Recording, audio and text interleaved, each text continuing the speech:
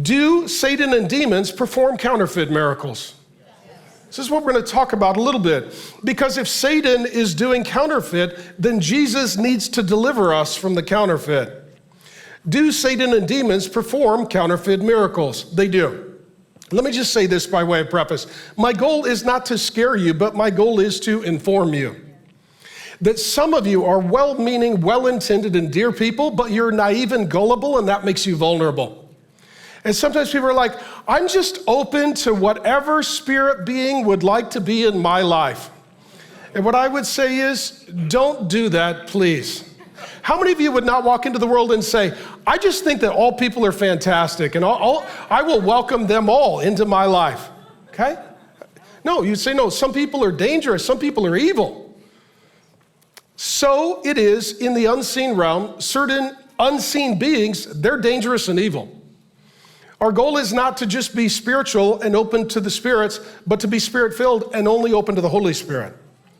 Otherwise, you'll get a counterfeit. I'll give you a few examples. 2 Thessalonians, the Apostle Paul says, chapter 2, verses 9 and 10, the work of Satan, counterfeit power and signs and miracles.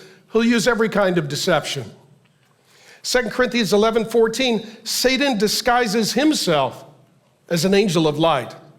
And 1 John 4:1, beloved, and you are God's beloved, if you are a Christian, do not believe what? Every spirit, but test the spirits to see whether they are from God. Is this spirit from God or against God? Is this spirit going to bring me into bondage or deliverance? Some people who are spiritual are very vulnerable because they're very gullible. This plays itself out in a multitude of ways. Let me take this principle that what God creates, Satan counterfeits.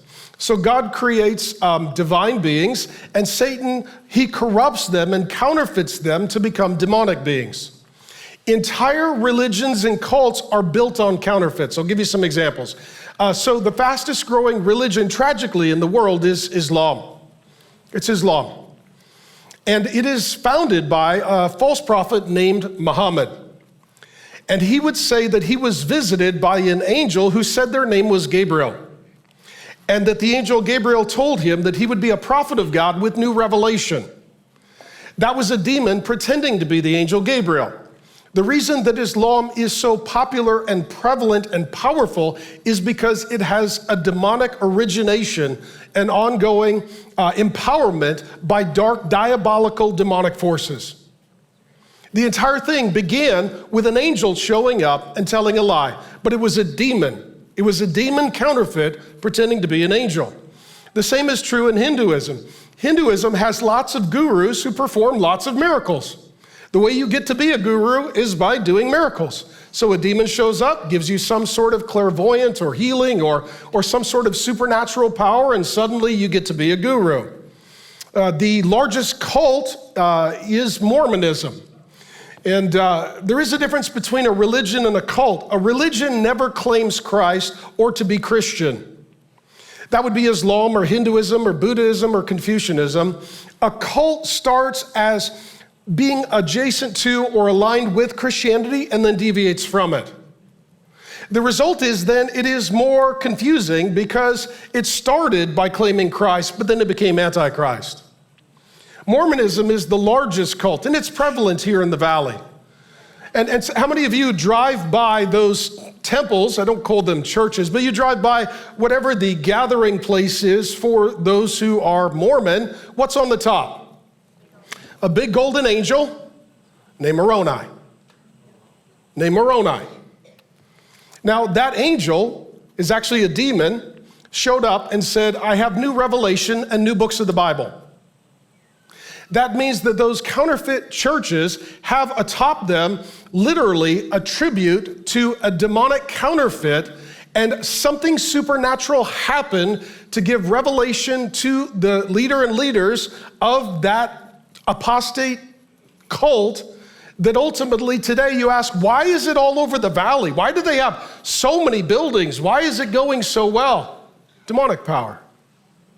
See, they're nice people. Sometimes people in a demonic cult are very nice. Satan himself masquerades as an angel of light. Like, they're really nice people. They are, but they're deceived. We don't hate them, we love them, but we hate the demon that has deceived them. So we want Jesus to deliver them and the Holy Spirit to fill them so that they can worship the real Christ and not a counterfeit Christ, and they can be delivered from that demonic deception. A few of you brought your Mormon parents, and they're like, you're in a cult, don't go ever again.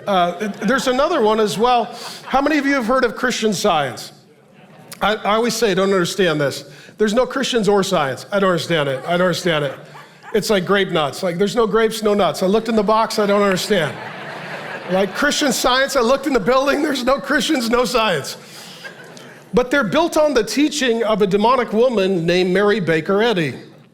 And she would say that the miracles of healing that happen within Christian Science verify that they're of God.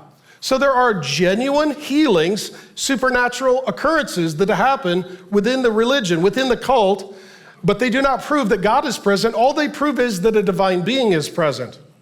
And it's not God, spirits that are against God. Thanks for joining me. My name is Pastor Mark. I've been teaching the Bible for more than 3 decades and head on constant collisions with woke culture. And I would love to get you more Bible teaching. 2 things you can do. Go ahead and watch the sermon in total and also subscribe to the channel. And I'll just keep sending you Bible teaching and we'll have a lot more fun together.